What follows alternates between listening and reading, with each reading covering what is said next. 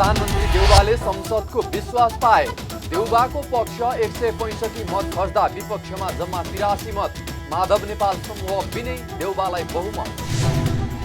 संसदमा रेलवे अध्यादेश केवल भएकै दिन भारतद्वारा जनकपुर जयनगर रेलवे खण्डको ट्र्याक परीक्षण। रेल सञ्चालनमा कठिनाई नहोस् भनेर अध्यादेश ल्याएको सरकारको भनाई।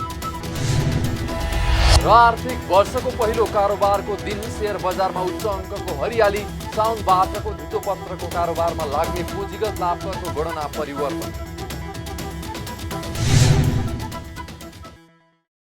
हामी छौं पल पल तपाईसँग, हिमाल पहाड तराईसँग, साथ छ हाम्रो बढ्ने कदमलाई। सलाम छ ती पोरखे हातहरूलाई, जिन्दगी सजाइदिन्छौँ हामी, हर सासको साथी बन्छौँ हामी। सुरक्षा अनि समृद्धि प्राण छ हाम्रो, हर आफू पनि बचौं, अरूलाई पनि बचाऊ। आजै नेपाल लाइफमा जीवन बिमा गरौँ। हामी हौं नेपाल लाइफ। नेपाल लाइफ, किनकि जीवन अमूल्य छ।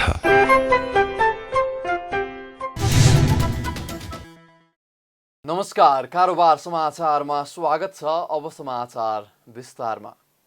प्रधानमन्त्री शेरबहादुर देउवाले आफूमाथि प्रतिनिधि सभाको विश्वास छ भन्ने स्पष्ट पार्न प्रतिनिधि सभा बैठकमा प्रस्तुत गरेको प्रस्ताव बहुमतले स्वीकृत भएको छ। सर्वोच्च अदालतको आदेश अनुसार पुनः स्थापित संघीय संसद प्रतिनिधि सभाको 8औं अधिवेशन सुरु भएकै दिन बसेको दोस्रो बैठकमा भएको मत विभाजनमा प्रधानमन्त्री देउवाको पक्षमा 165 मत परेको छ। विपक्षमा 83 मत रहेको छ। तटस्थ मत 1 रहेको सभामुख अग्नि सापकोटाले घोषणा गर्नुभयो। माननीय सदस्यहरू, बन्द गरिएका सभाका सबै प्रवेशद्वारहरू खोल्न आदेश दिन्छु।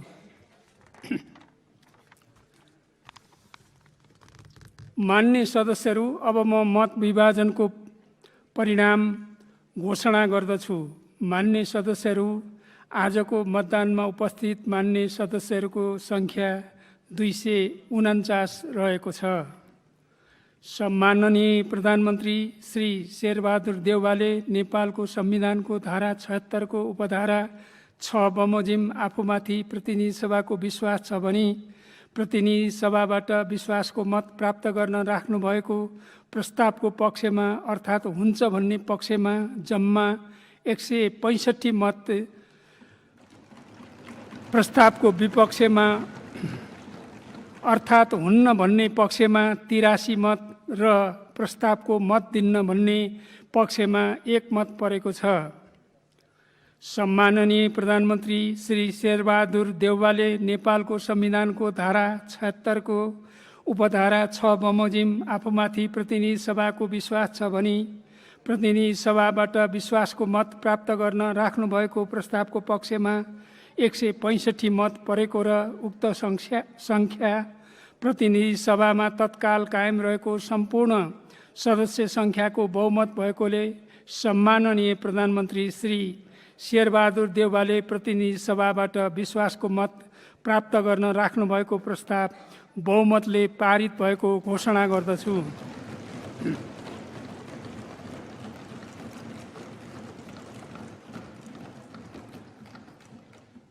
मत विभाजनमा 249 सांसद उपस्थित हुनुहुन्थ्यो।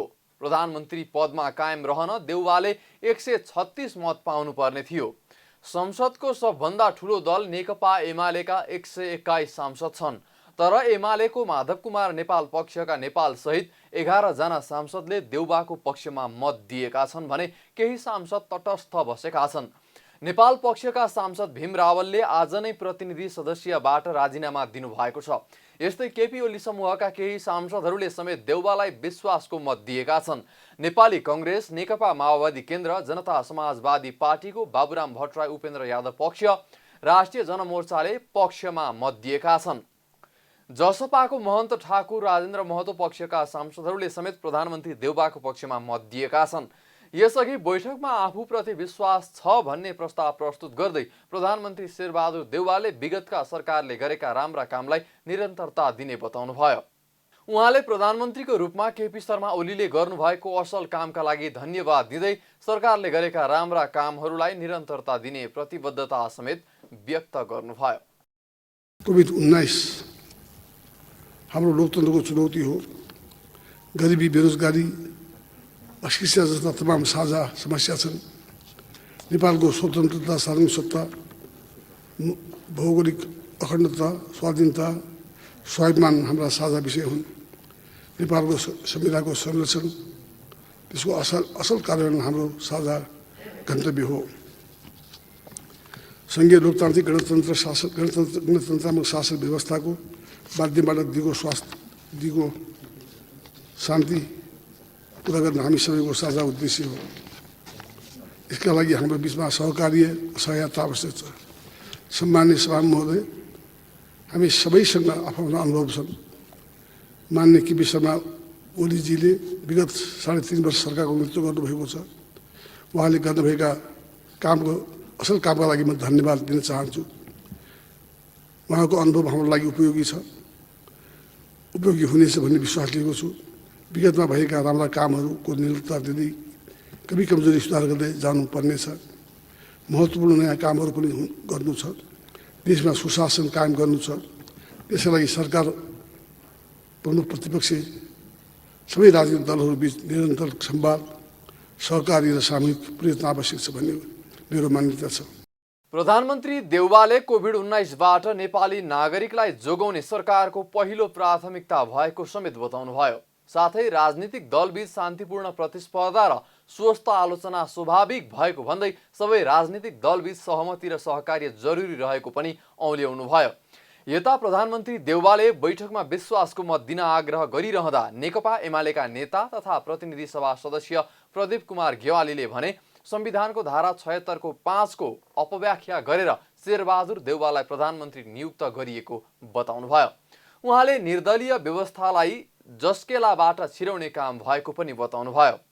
नेपालको संसदीय इतिहासमा दलहरूको विभाजनले सरकारहरू गिराउने, लोकतन्त्र कमजोर गर्ने र संसदीय व्यवस्थाप्रति नै वितृष्णा जगाउने इतिहास स्थापित भएको समेत उहाँले आरोप लगाउनुभयो।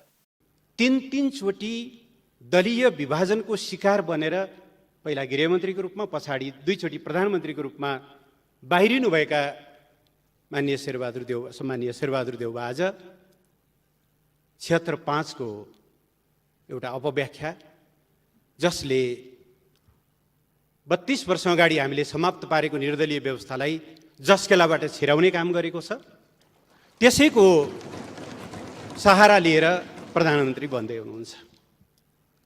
यता नेकपा माओवादी केन्द्रका अध्यक्ष पुष्पकमल दाहाल प्रचण्डले प्रतिनिधि सभा जनताको अधिकार प्रयोग गर्ने सर्वोच्च थलो भएकाले पार्टीभित्र विवाद हुँदा यसलाई विघटन गरिनु लोकतान्त्रिक संस्कार हुन नसक्ने बताउनुभयो। देउवाले विश्वासको मतका लागि गर्नुभएको प्रस्तावमा समर्थन जनाउँदै उहाँले मनोगत अहङ्कार र व्यक्तिवादी गतिविधि आफूहरूलाई स्वीकार्य नहुने धारणा व्यक्त गर्नुभयो। अध्यक्ष प्रचण्डले 1 वर्षका बीचमा प्रतिनिधि सभाको विघटन र सर्वोच्च अदालतबाट पुनर्स्थापनाका घटना नेपालको इतिहासमा नभएको समेत बताउनुभयो। संघीय संसद अन्तर्गतको राष्ट्रिय सभाको 9औं अधिवेशन आइतबारबाट सुरु भएको छ। सर्वोच्च अदालतबाट प्रतिनिधि सभा पुनर्स्थापना भएसँगै संघीय संसद अन्तर्गतको राष्ट्रिय सभाको अधिवेशन पनि सुरु भएको हो। बैठकको शुभारम्भ गर्दै राष्ट्रिय सभाका अध्यक्ष गणेश प्रसाद तिमल सिन्हाले राष्ट्रपति विद्यादेवी भण्डारीले अधिवेशन आह्वानका सम्बन्धमा गत असार 31 गते पठाउनु भएको पत्र पढेर सुनाउनुभयो।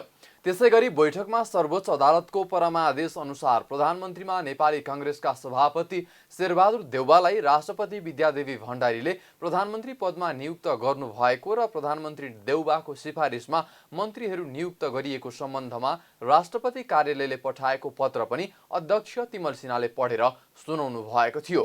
त्यस लगत्तै बैठकमा दलका नेताहरूले अधिवेशन प्रारम्भ भएको अवसरमा आफआफ्नो दलको तर्फबाट मन्तव्य राखेका थिए। सो क्रममा सांसदहरूले कोरोना विरुद्धको खोपमा कमी आउन नदिन सरकारको ध्यानाकर्षण गराएका थिए। जनकपुर जयनगर रेलवे खण्डको ट्र्याकको परीक्षण सफल भएको छ। लिग बनाएको 2 वर्षपछि आइतबार भारतको जयनगरदेखि धनुषाको कुर्तासम्मको 34 किलोमिटर रुटमा भारतीय रेल ल्याएर ट्र्याकको परीक्षण गरिएको हो। 35 किलोमिटर दूरीमा प्रति घण्टा 120 किलोमिटर प्रति घण्टाको रफ्तारमा परीक्षण गरिएको हो। नेपालको आफ्नै रेल हुँदाहुँदै भारतीय रेल ल्याएर परीक्षण गरिएको छ। नेपालले गत वर्ष खरिद गरेको रेलले ट्र्याक परीक्षण गर्ने जनाइए पनि भारतीय रेल ल्याएर परीक्षण गरिएको हो। सरकारले गत वर्ष 84 करोड 65 लाखमा खरिद गरेको 2वटा रेल गत वर्षको असोजदेखि धनुषाको इनरुवा स्टेसनमा त्रिपालले ढाकेर राखिएको छ। भारतीय rail ट्र्याकबाट गुड्दा Janakpur Dham railway station सहित विभिन्न ठाउँमा हेर्ने स्थानीयको भिड लागेको थियो। भारत सरकारको आर्थिक तथा प्राविधिक सहयोगमा निर्माण भएको रेल मार्गमा यसअघि पनि रेल सञ्चालनका लागि गत असोज 2 गते 2 सेट डेमो ट्रेन जनकपुरसम्म ल्याइएको थियो। आइतबार सुरु भएको प्रतिनिधि सभामा सरकारले आजै रेलवे अध्यादेश पनि टेबल गरेको छ। प्रधानमन्त्री शेरबहादुर देउवाका तर्फबाट कानुन न्याय तथा संसदीय मामिला मन्त्री ज्ञानेन्द्र बहादुर कार्कीले ती अध्यादेश सभा समक्ष पेश गर्दै कानुन नभएका कारण रेल सञ्चालनमा कठिनाई नहोस् भनेर रेलवे अध्यादेश ल्याएको बताउनुभयो। बैठकमा मन्त्री कार्कीले औषधि तेस्रो संशोधन अध्यादेश 2078, कोभिड-19 सङ्कट व्यवस्थापन अध्यादेश 2078 र स्वास्थ्यकर्मी तथा स्वास्थ्य संस्थाको सुरक्षा सम्बन्धी पहिलो संशोधन अध्यादेश 2078 पेश गर्नुभयो। बैठकमा अर्थमन्त्री जनार्दन शर्माले आर्थिक अध्यादेश 2078, विनियोजन अध्यादेश 2078 र राष्ट्रिय ऋण उठाउने अध्यादेश सभा समक्ष पेश गर्नुभयो। यसैगरी बैठकमा गृहमन्त्री बालकृष्ण खाँडले अन्य अध्यादेशहरू पेश गर्नुभयो भने सभामुख सापकोटाले मन्त्री परिषदको सिफारिसमा राष्ट्रपति विद्यादेवी भण्डारीबाट संवैधानिक परिषद काम, कर्तव्य र अधिकार सम्बन्धी अध्यादेश खारेज गर्नुभएको जानकारी गराउनुभयो। सरकारको सिफारिसमा राष्ट्रपति विद्यादेवी भण्डारीले संवैधानिक परिषद सम्बन्धी अध्यादेश खारेज गर्नुभएको छ। मन्त्री परिषदको सिफारिसमा राष्ट्रपति भण्डारीले आइतबार संवैधानिक परिषद सम्बन्धी पहिलो संशोधन अध्यादेश 2078 खारेज गरेको हो। राष्ट्रपतिको कार्यालयले संविधानको धारा 114 को उपधारा 2 को खण्ड ख बमोजिम खारेज गरेको जनाएको छ। यस्तै संसदीय प्रक्रिया छलेर तत्कालीन प्रधानमन्त्री केपी शर्मा ओली नेतृत्वको सरकारले 11 मुलुकका सिफारिस गरेका राजदूतको नियुक्ति समेत शेरबहादुर देउवा नेतृत्वको सरकारले खारेज गरेको छ। साउन 1 गते बसेको मन्त्री परिषद बैठकले राजदूत नियुक्ति खारेज गरेको हो। यसअघि गत जेठ 1 गते ओली सरकारले विभिन्न मुलुकका लागि राजदूत नियुक्तिका लागि सिफारिस गरेको थियो। तीनमध्ये 2 जना परराष्ट्र सेवाका कर्मचारी रहेकाले उनीहरूको नियुक्ति भने खारेज भएको छन्। संसद विघटन गरेका कारण संसदीय सुनवाई बिनै ती राजदूतहरूको नियुक्ति गरिएको भन्दै विवाद हुँदै आएको थियो। नेपाल राष्ट्र बैंकले आर्थिक वर्ष 2078-79 को मौद्रिक नीति निर्माणको क्रममै रहेकाले उपयुक्त समयमा ल्याइने बताएको छ। आइतबार नेपाल राष्ट्र बैंकका कार्यकारी निर्देशक तथा प्रवक्ता देवकुमार ढकालले मौद्रिक नीति ल्याउने सन्दर्भमा सरकारवालाहरूसँग छलफल भइरहेको भन्दै उपयुक्त समयमा ल्याइने बताउनु भएको हो। पूर्व गभर्नरहरूसँग छलफल गर्न बाँकी नै रहेको उहाँले बताउनुभयो। सुझाव सङ्कलन गरिरहेको र आन्तरिक तयारी गरिरहेको उहाँले बताउनुभयो। मौद्रिक नीति आर्थिक वर्ष 78-79 को मौद्रिक नीति निर्माणको क्रममा विभिन्न सरकारवाला निकायहरूसँग सुझावहरू सङ्कलन गर्ने कार्य हामीले सम्पन्न गरि नै सकेका छौँ। 1-2वटा सरकारवाला खास गरी पूर्व गभर्नरज्यूहरूसँग सुझाव सङ्कलन गर्ने काम बाँकी छ र सो सुझाव सङ्कलनको आधारमा हामी मौद्रिक नीतिको निर्माणको आन्तरिक तयारी पनि सँगसँगै गरिरहेको अवस्था छ। अहिलेसम्म मौद्रिक नीति उपयुक्त समयमा आउँछ नै हामी अहिले अघि पनि मैले निवेदन गरेँ। हामी मौद्रिक नीति निर्माणको क्रममा आन्तरिक रूपमा तयारी गरिरहेकै छौँ र यो तयारी सम्पादन भएपछि उपयुक्त समयमा मौद्रिक नीति आउँछ। सरकारले आर्थिक वर्ष 2078-79 को बजेट अध्यादेशबाट ल्याएको र हाल सरकार समेत परिवर्तन भएको सन्दर्भमा मौद्रिक नीति कहिले आउँछ भन्ने चासोको विषय बनेको छ। धितोपत्रको बिक्री कारोबारमा लाग्ने पुँजीगत लाभकरको गणना परिवर्तन भएको छ। नयाँ आर्थिक वर्षको पहिलो दिन साउन 1 गतेदेखि हुने सम्पूर्ण धितोपत्रको बिक्री कारोबारमा लाग्ने पुँजीगत लाभकरको गणना परिवर्तन भएको हो। यो सँगै अबदेखि धितोपत्रको बिक्री कारोबारहरूमा 365 दिनभन्दा बढी अवधिको 5% र 365 दिनभन्दा कम अवधिको 7.5% पुँजीगत लाभकर गणना हुने भएको छ। कारोबारहरूमा बिक्रीकर्ताले बिक्री कारोबारमा लाग्ने पुँजीगत लाभकर गणना गर्न आफ्नो स्वामित्वमा रहेको कुल धितोपत्रको भारित औसत गणना गरी सो विवरण प्रदान गर्ने विद्यमान व्यवस्थालाई परिमार्जन गरिएको हो।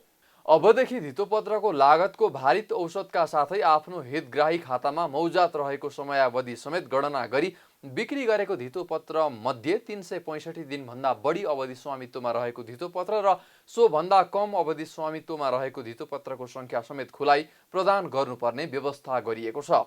सम्पूर्ण लगानीकर्ताहरूलाई सोही अनुसार गर्न सिडिएस एन्ड क्लियरिङ लिमिटेडले आग्रह गरेको छ। यस प्रयोजनका लागि सिडिएससीले मेरो शेयर प्रणालीमा धितोपत्रको स्वामित्वको अवधि गणना गर्ने सुविधा थप गरी यही साउन 3 गते बेलुका 7 बजेदेखि सञ्चालनमा ल्याइने भएकाले मेरो शेयरको मोबाइल एप प्रयोग गर्ने लगानीकर्ताले प्ले स्टोर मार्फत मेरो शेयर एप अपडेट गरी उक्त सेवा प्रयोग गर्न अनुरोध समेत गरेको छ। आर्थिक वर्षको पहिलो कारोबारको दिन शेयर बजारमा नेप्से परिसूचक करिब 100 अङ्कले बढेको छ भने कारोबारमा समेत उल्लेख्य सुधार आएको छ।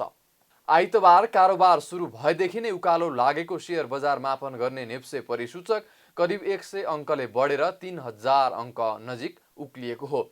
आज नेप्से परिसूचक र कारोबार रकम दुवैमा सुधार आएको हो।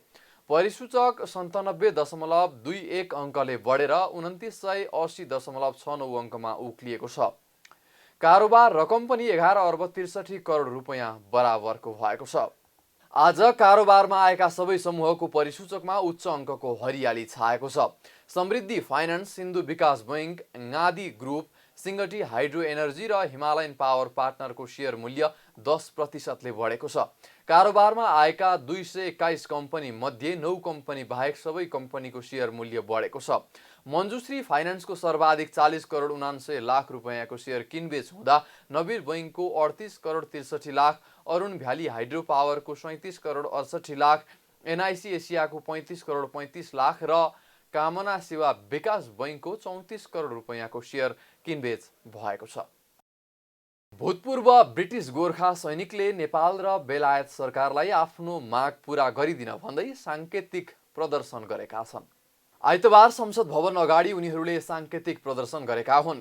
प्रदर्शनमा सत्याग्रह सङ्घर्ष समिति नेपालका संयोजक एलबी घिसिङले गोर्खाली सैनिक 207 वर्षदेखि ब्रिटिसको विभेदको शिकार भएको बताउनु भएको छ। संयोजक घिसिङले यो अपमान र पीडा सबै नेपालीहरूको भएकाले सरकार, सदन र सडकमा यी विषयहरू उठाइदिन माग गर्नुभयो। घिसिङले आफ्ना मागहरूमा चासो दिएर सम्बोधन नगरे 21 जुलाईबाट बेलायती प्रधानमन्त्री कार्यालय अघि आमरण अनसन बस्ने समेत चेतावनी दिनुभयो। मितिसम्म पनि ब्रिटिस गभर्मेन्टले हामी नेपाली हाम्रा युवाहरूलाई एउटा दासको रूपमा प्रयोग गरिराखेको छ। हामीलाई समानता, हाम्रो इज्जत हराएर उसले दासको रूपमा प्रयोग गरेर हामीले अमानवीय व्यवहार गरिराखेको छ। त्यसकारण हामी समानता, हाम्रो सम्मान र हाम्रो मानव अधिकार हनन भएको हुनाले त्यसको लागि हामीहरू सङ्घर्षरत छौँ। हामीले सङ्घर्ष गरेको 32 वर्ष भयो। अहिलेसम्म ब्रिटिस गभर्मेन्टले बिल्कुल हाम्रो व्यथाहरू सुनेको छैन र न नेपाल गभर्मेन्टले सुनेको छ। नेपाल गभर्मेन्ट एकातिर निरीह छ, ब्रिटिस चाहिँ एउटा सिंहको जस्तो ताकत देखाएर बसिराखेको छ। त्यसकारण आजको खास यो प्रोग्राम चाहिँ नै आज हाम्रो संसदको पुनर्स्थापना भएको छ र त्यसमा चाहिँ नि अहिले जति पनि माननीय सांसदहरू छन् प्रतिनिधि सभाका, उनीहरूलाई चाहिँ नि पूर्ण जानकारी गराएर र उनीहरूले हाम्रो कुराहरू संसदमा उठाएर र सरकारलाई अनि सडकमा पनि सदनमा पनि उठाएर यो हाम्रो कुरोलाई, हाम्रो व्यथालाई, हाम्रो नेपालीको अपमानलाई उठाउनको लागि हामीले यो आज यो सानो कार्यक्रम गरेका हौँ। 32 वर्षदेखि समानता, सम्मान र इज्जतका लागि सङ्घर्षरत रहेको जनाउँदै घिसिङले 3 मेमा अल्टिमेटम दिए पनि चासो नदिएकोले 15 जुन 2021मा सडक प्रदर्शन गरेर बेलायती प्रधानमन्त्री बोरिस जोन्सनलाई पुनः स्मरण गराउने जनाउनुभयो।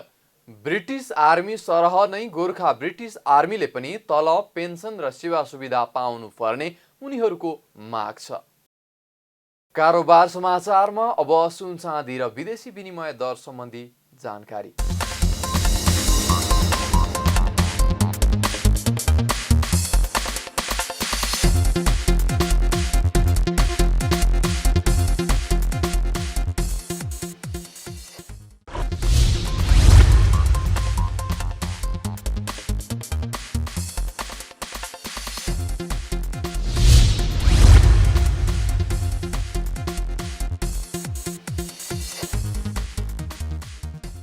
बिदा हुनु अघि अहिलेसम्मका प्रमुख समाचार फेरि एकपटक। प्रधानमन्त्री देउवाले संसदको विश्वास पाए। देउवाको पक्ष 165 मत खस्दा विपक्षमा जम्मा 83 मत। माधव नेपाल समूह विनय देउवालाई बहुमत। संसदमा रेलवे अध्यादेश केवल भएकै दिन भारतद्वारा जनकपुर जयनगर रेलवे खण्डको ट्र्याक परीक्षण। रेल सञ्चालनमा कठिनाई नहोस् भनेर अध्यादेश ल्याएको सरकारको भनाई। र आर्थिक वर्षको पहिलो कारोबारको दिन शेयर बजारमा उच्च अङ्कको हरियाली। साउनबाटको धितोपत्रको कारोबारमा लाग्ने पुँजीगत लाभको गणना परिवर्तन। कारोबार समाचार सकियो। हामीलाई बिदा दिनुहोस्।